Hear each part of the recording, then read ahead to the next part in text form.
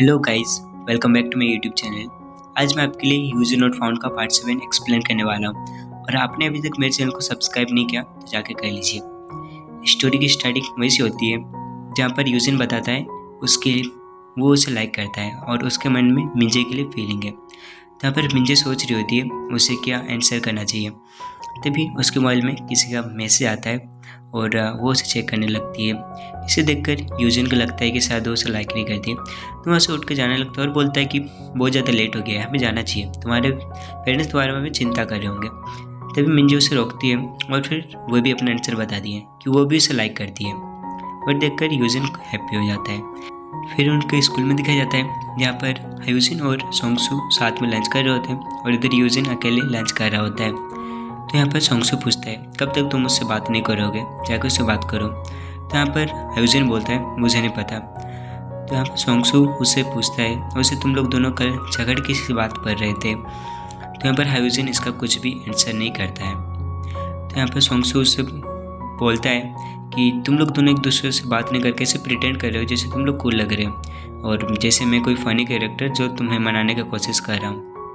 तो यहाँ पर ह्यूजिन बोलता है कि उसके खुद के रीज़न उससे नहीं बात करने के। तो सोंगसू बोलता है ठीक है। तब फिर उनको नेक्स्ट सीन में दिखाया जाता है जहाँ पर यूजिन सोंगसू से पूछ रहा होता है तुम कहाँ जा रहे हो और ये हाथ में क्या है। तो वो बोलता है कि ये स्नैक है जो वो जीवान के लिए लेके जा रहा है। तभी वहाँ पर उनके आगे मिंचे निकल के आती है।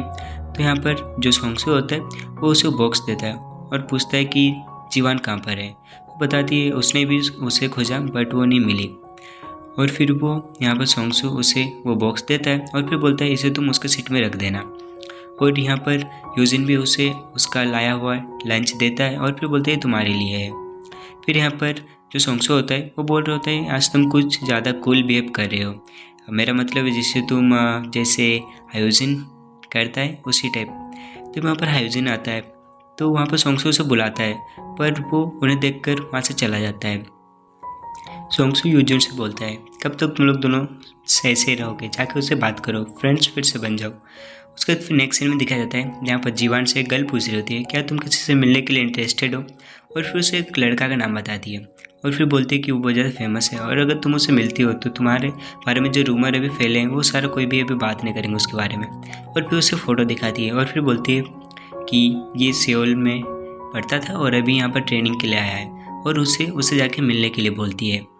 नेक्स्ट सीन में दिखाया जाता है जहाँ पर जीवान और मिंजे बैठी होती है जहाँ पर वो पूछती है कि क्या तुम्हें मेरे बारे में पता चल गया, तुम्हें शौक लगा। तो बोलती है नहीं उतना नहीं। तो यहाँ पर मिंजे बोल रही होती है कि जब वो स्कूल में फर्स्ट आई थी पहला दिन तो वो एक फर्स्ट गर्ल थी जो उसके पास आई और उसके साथ फ्रेंडशिप की और इस चीज़ के लिए उसे थैंक्स करती है।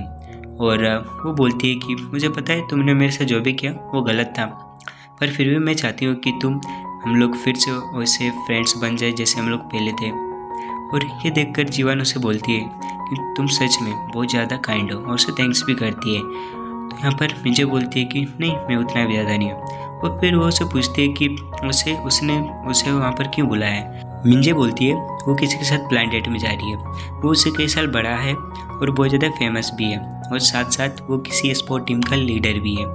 इसलिए मेरे फ्रेंड्स ने मुझे कहा उससे मिलने के लिए और मैंने सुना कि वो तुम्हारे स्कूल से ग्रेजुएट हुआ है, इसलिए मुझे लगा कि तुम्हें शायद उसे जानती होगी। तो मिंजू पूछती है कौन है वो।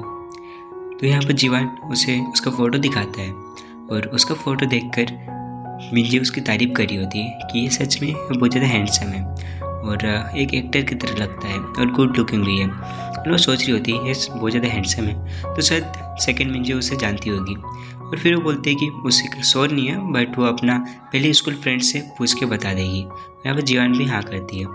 फिर दिखाया जाता है जहाँ पर मिंजे सेकंड मिंजे से पूछ रही होती है क्या तुम चाह ह्यूजिन को जानती हो, और वहाँ पर बोल रही होती है वो सच में बहुत ज़्यादा हैंडसम है।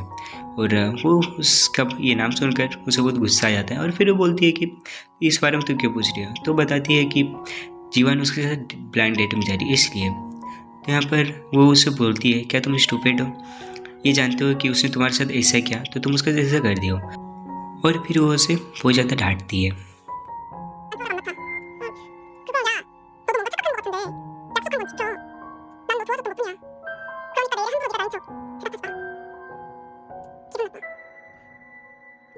और फिर वो वहाँ से बाहर चली जाती है। फिर वो बाहर जाकर बहुत ज़्यादा सैड हो रही होती है क्योंकि उसने जो भी किया था वो गलत किया था। और फिर वो उससे मन में सॉरी कर रही होती है।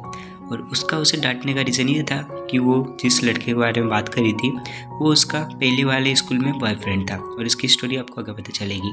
और यहाँ पर सेकंड मिंजी उसकी पिक देख रही होती है और बहुत ज़्यादा सैड हो रही होती है। उसके बाद फिर वहाँ पर स्टोरी उसका दिखाया जाता है जहाँ पर उसका बॉयफ्रेंड को भी दिखाया जाता है। और इन लोग का मोमेंट बहुत हैप्पी था, बहुत ज़्यादा सब कुछ ठीक था, बट कुछ रीज़न के कारण इन लोगों के बीच ब्रेकअप हो गया, जो आपको स्टोरी में आगे पता चल जाएगा। और ये सब सोच के वो सैड हो रही होती है। तभी उसे वहाँ पर मिंजे का मैसेज आता है जो उसे सॉरी करती है। ये देखकर वो उसे कॉल करती है, फिर बोलती है कि ये मेरी गलती है तो मैं तुम्हें अपोलाइज करूँगी, तुम्हें सॉरी कहने की ज़रूरत नहीं है। नेक्स्ट डे स्कूल का दिखाया जाता है जहाँ पर सभी किसी के बारे में बात कर रहे होते हैं और फिर बोलते हैं कि वो इसी कारण हमारे स्कूल में ट्रांसफ़र होकर आई है। और ये सब सुनकर मिंजे को उसका पास्ट याद आता है और यहाँ पर वो रीज़न नहीं पता चलता है कि वो किस बारे में बात कर रहे होते हैं। और इसे देखकर वो बहुत ज़्यादा सैड हो रही होती है। तभी उसके पीछे से मिंजे आती है और वो उससे हाई करती है, बट वो उसके बात में ज़्यादा ध्यान नहीं देती है। और फिर वो उसे बोलती है कुछ देर को और यहाँ से करके वो चली जाती है। तो मिंजे सोच रही होती है वो ऐसे क्यों बिहेव कर रही है। तभी वो अपने क्लासरूम में एंटर करती है और वहाँ पर जीवन आती है। और फिर जीवन उससे बोलती है कि कल वो हाइजून से मिली थी और उसे कुछ बताना है, पर उससे पहले उसे कुछ पूछना है। और फिर वो अपना क्वेश्चन पूछती है कि उसने सुना है कि तुम चाह हाइजून के साथ पहले स्कूल में डेट भी किया था, उसके साथ घूमने भी गई थी। और ये सुनकर मिंजे का दिमाग खुलता है और फिर उसे पता चलता है कि सेकेंड मिंजो ने उस पर कल रात इतना ज़्यादा गुस्सा क्यों किया था। और ये उस बारे में सोच रही होती है। तभी वहाँ पर जीवन उसे और एक क्वेश्चन पूछती है कि वो बहुत ज़्यादा फेमस और हैंडसम भी है, तो फिर तुम उसे छोड़कर हमारे स्कूल में ट्रांसफ़र क्यों हो गई।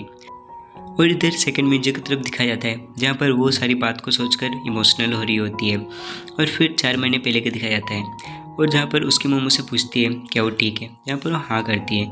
और फिर उसकी मॉम बोलती है कि चलो प्रिंसिपल मीट के केबिन में, और इन लोग का आज कोई मीटिंग होने वाला है जो आपको पता चल जाएगा आगे।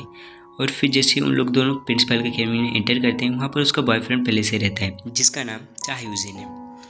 उसके बाद दिखाया जाता है जहाँ पर सभी टीचर एक दूसरे से झगड़ रहे होते हैं। कोई बोलता है कि चाहयूजिन करेक्ट है, तो कोई बोल रही होती है कि मिंजे करेक्ट है।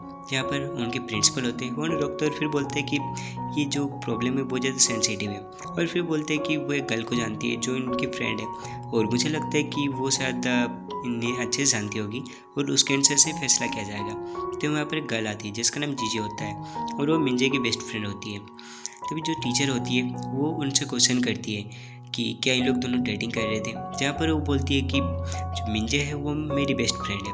और फिर वो उसके बारे में बहुत ज़्यादा बात करते रहती है चाहयूजिन के बारे में। और मुझे लगता है कि मिंजे उसे डेट कर रही है और फिर वो उसके पीछे भी पड़ी हुई है। और ये सुनकर मिंजे को बहुत बुरा लगता है क्योंकि चाहयूजिन उसके पीछे पड़ा हुआ था। तो यहाँ पर उससे एक टीचर क्वेश्चन करते हैं क्या तुम्हें ये सब करने के लिए किसी ने फोर्स किया है, जहाँ पर वो मना कर देती है। फिर इधर दिखाया जाता है जहाँ पर जो जीजी होती है वो सेकंड मिंजो से सॉरी कर रही होती है। वो बोलती है कि उसके भी मन में चाहयूजिन के लिए फीलिंग है, इसलिए वो उसे कंट्रोल नहीं कर पाई और इसलिए उसकी तरफ साथ दिया। तो यहाँ पर वो बोलती है तब अब रोने से क्या फ़ायदा जब तुमने गलती कर दी है। और ये सब सोच कर बहुत ज़्यादा सैड हो रही होती है। उसके बाद हाइजिन और यूजिन दोनों को साथ में दिखाया जाता है। यहाँ पर हाइजिन बोल रहा होता है क्या तुमने मिंजे के बारे में वो रूमर सुनी जो सभी क्लासमेट बात कर रहे थे।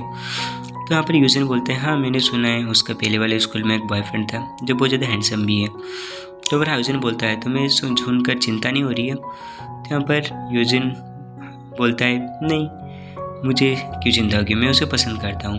तो यहाँ पर जो यूजिन बोलता है कि मुझे पता है तुम जेलस हो रहे हो बट कूल बनने की एक्टिंग कर रहे हो। तब इन दोनों की बात करते करते यूजिन को मुँह से निकल जाता है कि वो अपसेट है।